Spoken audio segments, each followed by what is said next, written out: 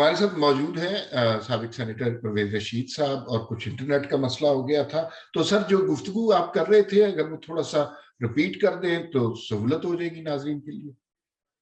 جی عمار صاحب، میں عرض یہ کر رہا تھا کہ مسلم لیگ نون کے جو پاکستان میں تنظیم موجود ہے، کارکن موجود ہیں، انہیں نواز شریف صاحب کی بصیرت بھی چاہیے، دانش بھی چاہیے، رہنمائی بھی چاہیے اور قیادت بھی چاہیے۔ درست۔ وہ یہ سب محسوس کرتے ہیں کہ آج جہاں پہ وہ موجود ہیں وہاں سے ہمیں ان کی رہنمائی زیادہ میسر ہے، بہتر طریقے سے میسر ہے، اور ان کی بصیرت اور دانش سے بھی ہم مستفید ہونے کے مواقع ہمیں ملتے رہتے ہیں۔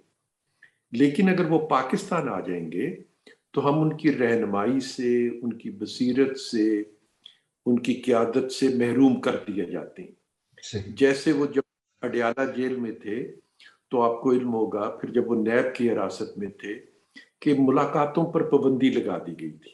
صحیح۔ فیملی کے ممبرز کو ایک 10-12 دن کے بعد ملاقات کی اجازت ہوتی ہے، لیکن ظاہر ہے کہ فیملی کے ممبرز کے ذریعے پیغام رسانی کرنا، کیونکہ ان میں سب لوگ سیاست میں اس طریقے سے انوالو نہیں ہوتے، پولیٹیکل کمیونیکیشن ان کے ذریعے کرنا اس طرح آسان نہیں ہوتی جس طریقے سے خود ہم اپنی پولیٹیکل کمیونیکیشن کرتے ہیں۔ تو ہم اس رہنمائی سے کیوں اپنے آپ کو محروم کریں؟ ہم اس رہنمائی سے اپنے آپ کو محروم نہیں کرنا چاہتے۔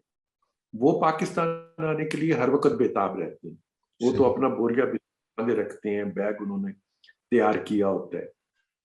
ڈاکٹرز ان کو اجازت نہیں دیتے کہ وہ ایسا فضائی سفر اختیار کریں جو ان کی دل کی اور دوسری بیماریوں کی نوعیت ہے، اس کی وجہ سے ڈاکٹرز ان کو طویل سفر سے محفوظ رہنے کے لیے کہتے ہیں۔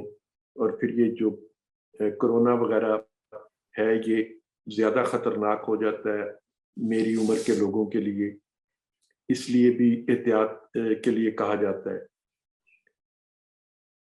یہ ڈاکٹروں کی رائے ہے جو نفی میں ہے، ہماری رائے ہے وہ بھی نفی میں ہے کہ ہم ان کی رہنمائی سے محروم نہیں ہونا چاہتے، خود وہ بےتاب رہتے ہیں آنے کے لیے۔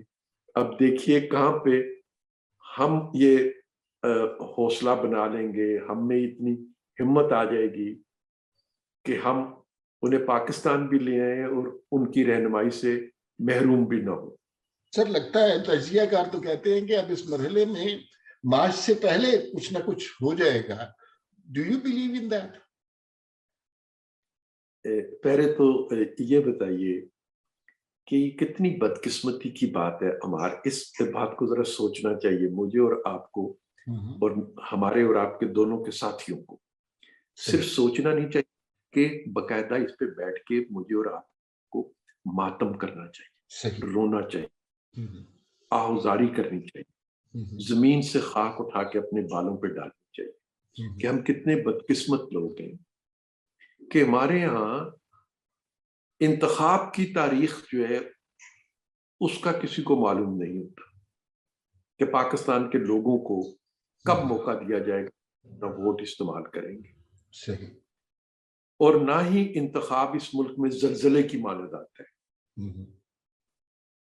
تلاطم اور زلزلے نہ کسی کی دن کی نیندوں کو حرام کرتا ہے، نہ کسی کی رات کی نیندوں کو حرام کرتا ہے۔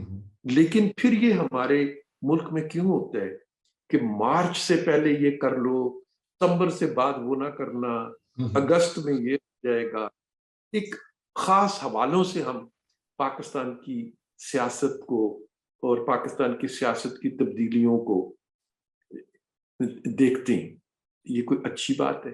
مجھے بتائیے، مہذب دنیا کے میرے ہمسائے میں 1 ارب لوگ رہتے ہیں، کیا ان کے ہاں کوئی مارچ اور کوئی فروری اور کوئی ستمبر اور کوئی اگست اور اگلے 3 مہینے بڑے خطرناک ہیں اور پچھلے 3 مہینے بڑے خطرناک تھے؟ کیا کبھی باتیں ہم اپنے 1 ارب کا ہمسایہ ہمارا اس کے منہ سے سنی؟ ہم نے کبھی بنگلہ دیش والوں کے منہ سے یہ باتیں سنی جو 70 تک ہمارے جسم کا حصہ تھے. ہاں جب تک ہمارے جسم کے ساتھ تھے وہ بھی انہی باتوں میں بیچارے پھنسے رہتے تھے کہ مارچ میں یہ اور دسمبر میں یہ اور اکتوبر میں یہ اور نومبر میں یہ اور یہ خطرناک مہینے آ گئے اور یہ آسودگی کے مہینے آ گئے. ہاں نہ دنیا کے اور کسی ملک میں ہوتا ہے, یہ ہمارے ملک میں ہوتا ہے, اور میں اور آپ اس کو بیٹھے ڈسکس کر رہے ہوتے ہیں. اس پہ ڈسکس نہیں کرو, اس پہ روتے ہیں, ماتم کرتے ہیں, افسوس کرتے ہیں. لیکن سر ہم نے حالات کو اپنے تناظر میں ہی دیکھنا ہے نا. جی اپنے تناظر میں دیکھنا ہے, ٹھیک بات کہتے ہیں. تو کوشش کرنی ہمارے بچے اس تناظر میں نہ دیکھیں حالات. بالکل صحیح. یہ کوشش. سر میں نے آپ کا بہت وقت لیا, لیکن دل چاہتا ہے کچھ سوالات میں آپ سے ضرور کر لوں جو کہ بہت زیادہ کیے جانے والے سوالات ہیں, اور میں سمجھتا ہوں کہ آپ سے زیادہ اوتھینٹک آدمی کوئی نہیں ہے جو ان سوالات کا جواب دے. ایک تو یہ بہت بات ہوتی ہے کہ نواز شریف صاحب چوتھی دفعہ وزیر اعظم بنیں گے کہ نہیں بنیں گے, انہیں موقع ملے گا یا وہ خود اب قائد کا روپ اپنا لیں گے اور کسی اور کو موقع دیں گے. تو کیا کوئی اور کینڈیڈیٹ ہے جماعت میں؟ ویسے تو ہر جماعت میں بہت سارے کینڈیڈیٹ ہوتے ہیں, لیکن نواز شریف جس پہ دست شفقت رکھیں گے ظاہر ہے مسلم لیگ نون میں وہی شخص نیکسٹ وزیر اعظم کا کینڈیڈیسی کے لیے سامنے آئے گا. تو آپ کے ذہن میں کوئی ایسا شخص ہے یا آپ کو کچھ لگتا ہے کہ جو نواز شریف کا نمبر 2 ہو, جو مستقبل میں نواز شریف کی جگہ سنبھال سکے؟ عمار, میری خواہش ہوگی کہ کبھی ہماری جب لیڈرشپ موجود ہوتی ہے نواز شریف صاحب کے ساتھ, تو میں آپ جیسے دوستوں کو دعوت دوں کہ وہاں آپ بھی آئیے اور بیٹھ کے خود دیکھیے کہ پاکستان مسلم لیگ نون کی جو قیادت ہے اس کے دلوں میں کیا احترام اور کیا عقیدت ان کے لیے ہوتی ہے. صحیح. کسی زمانے میں یہ کام کرتا بھی رہا ہوں, اور بہت سے صحافی ہیں ایسے جنہوں نے خود ہمارے بہت سے اجلاس جو تھے, لیکن وہ مقصد ہوتا تھا کہ وہ ہمارے طریقہ کار کو دیکھیں کہ ہم اپنے فیصلے کیسے کرتے ہیں. صحیح. بہت سے لوگوں کو ہم دعوت دیتے ہوتے تھے. اب موقع ملے گا تو میں آپ کو بھی ضرور کہوں گا کہ آپ تشریف لائیے, دیکھیے. انشاءاللہ. نواز شریف کے بارے میں ہم میں سے ہر ایک یہ کہتا ہے, ہر ایک مسلم, کہ ایسا کہاں سا لاؤں کہ تجھ سا کہیں جسے, ایسا کہاں سے لاؤں کہ تجھ سا کہیں. صحیح. کہیں. تو ہماری تو سب کی خواہش یہ ہوتی ہے کہ ہم انہیں اس منصب پر فائز دیکھیں, اور جیسے ابھی میں نے آپ سے کہا کہ ہم تو ان کی رہنمائی سے محروم نہیں ہونا چاہتے. جب وہ کسی دوسرے کو یہ موقع دیتے ہیں اور کسی دوسرے سے یہ کہتے ہیں کہ تم نے اب یہ کام کرنا ہے میری جگہ, جیسے پہلے انہوں نے شہباز صاحب سے بھی کہا تھا, اور خاقان صاحب کو پھر کہا گیا جب شہباز صاحب نے مناسب نہیں سمجھا یہ ذمہ داری لینی, کیونکہ وہ پنجاب میں اپنے منصوبے جو بالکل تکمیل پر پہنچے تھے ان کو مکمل کرانا چاہتے تھے. تو آپ یقین کر لیں کہ شہباز صاحب کو کہا گیا تو وہ بھی, اور خاقان صاحب سے کہا گیا تو وہ بھی. پہلے ان کے چہرے پہ افسردگی آئی, پھر وہ ان کی آواز بھرائی, اور پھر انہوں نے ہاتھ جوڑ کے کہا کہ آپ والی جگہ تو ہم لے ہی نہیں سکتے, کر ہم سیاست چھوڑ دیتے ہیں, سب کچھ چھوڑ دیتے ہیں, لیکن ہم اپنی زندگی میں تصور نہیں کرتے کہ ہم آپ کی جگہ لیں. اور پھر انہیں حکم دیا جاتا ہے کہ نہیں تم نے یہ اب کام کرنا ہے حالات کی مجبوری کی وجہ سے. تو ہمارے یہاں آج بھی یہی کیفیت ہے. اب فیصلہ ظاہر ہے کہ ساری پارٹی نے مل کے کرنا ہے, اور ان کے مشورے سے اور ان کی ہدایت کی روشنی میں کریں گے. Do you see Maryam Nawaz in near future یا distant future as prime minister? دیکھیے, پرائم منسٹر تو پاکستان کے لوگوں نے منتخب کرنا ہوتا ہے, اور وہ ووٹ ہوتا ہے, پھر پارلیمانی پارٹی جس کو مناسب سمجھتی ہے اس کو یہ موقع دیتی ہے. उनमें सलाहियतें पूरी मौजूद थी। पाकिस्तान के लोग भी उनसे प्यार करते हैं, उनकी बहादुरी को, उनकी सलाहियतों को तस्लीम करते हैं पाकिस्तान के लोग।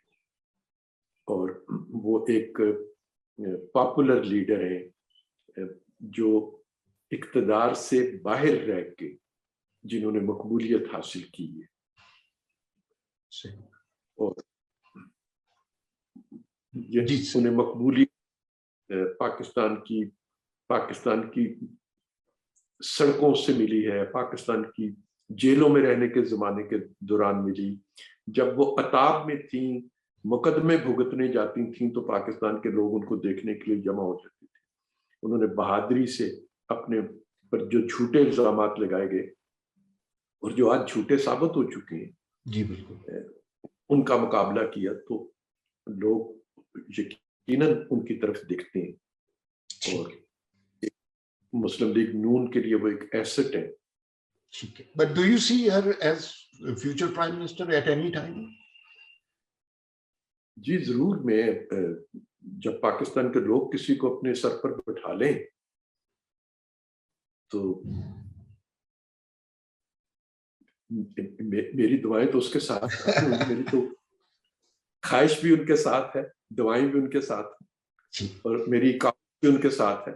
सही सही। आखिरी सवाल सर, और मैंने कोशिश की कि बहुत ज्यादा कोई ऐसे तल्ख सवालात ना किए जाएं। ये आखिरी सवाल शायद थोड़ा सा नागवार भी गुजरे, लेकिन दुरुस्त सवाल है, और मेरी ख्वाहिश ये है कि इसका बड़ा डायरेक्ट और ऑनेस्ट सा आंसर आप से चाहिए। सर देखिए, ये जो एंटी एस्टेब्लिशमेंट कैंपेन, वोट को इज्जत दो, सिविल सुप्रीमेसी, ये समाज में ये बात कहना बहुत मुश्किल बात है। मुस्लिम लीग नून में बहुत सारे लोग हमारे अंदाजे के मुताबिक, जो गलत भी हो सकता है, कि वो इस बहादुरी के कायल नहीं है।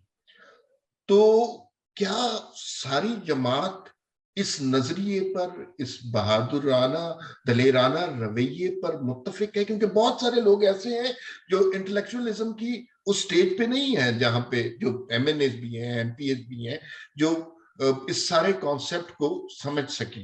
तो क्या आप ये समझते हैं कि सारी जमात एक जगह इकट्ठी है इस नजरिए पे, या कम लोग हैं जो इस दलेरी का मुजाहरा कर सकते हैं? और कुछ स्टेटमेंट भी हमने मरियम नवाज साहिबा की सुनी कि ये एक ऐसी बात है जिसपे सारे लोगों का इकट्ठा होना मुश्किल है, क्योंकि ये तकलीफदेह और मुश्किल बात है। तो आपकी पार्टी के अंदर क्या सूरत हाल है? Candid answer sir. जी, इस बात पे सब मुत्तफिक हैं। सही। कुछ दाएं खड़े हो जाते हैं मियां नवाज शरीफ साहब के, कुछ बाएं खड़े हो जाती हैं मियां नवाज शरीफ साहब के, कुछ उनके आगे भी ढाल बन के खड़े हो जाते हैं। सही। ये तीन किस्म के लोग हैं। फिर एक चौथी किस्म के लोग हैं जो जरा पीछे खड़े हो जाते हैं, छुप जाते हैं मियां नवाज शरीफ साहब के पीछे, लेकिन खड़े मियां नवाज शरीफ साहब के साथ ही होते हैं। तो मैं कहूंगा कि चार किस्म के लोग हैं, उनके दाएं खड़े हो जाने वाले, उनके बाएं खड़े हो जाने वाले, उनके सामने ढाल बनकर खड़े हो जाने वाले, और उनकी पुश्त पे खड़े हो जाने वाले, लेकिन सब उनके साथ खड़े हो जाते हैं। ठीक है सर, बहुत बहुत शुक्रिया।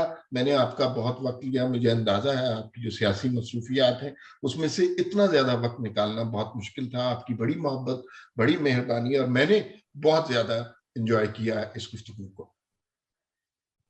बहुत शुक्रिया, मुझे भी गुफ्तगू का मजा आया, और अगर कभी कोई मजीद सवाल पैदा हो तो मैं फिर दोबारा आपके लिए हाजिर हूँ। बहुत शुक्रिया सर, बड़ी नवाजिश, बहुत शुक्रिया। अस्सलाम वालेकुम।